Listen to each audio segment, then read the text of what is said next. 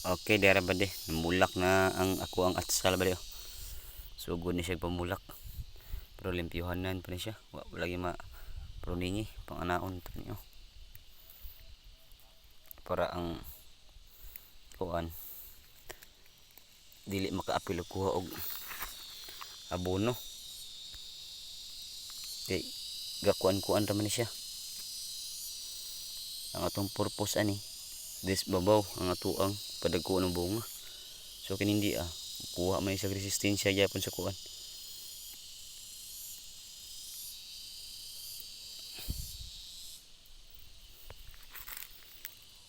So gi-sprayhan na ako siya abon aw ano agri-blue og alika para sa bakterya, punggos, and tapos sa mga insekto.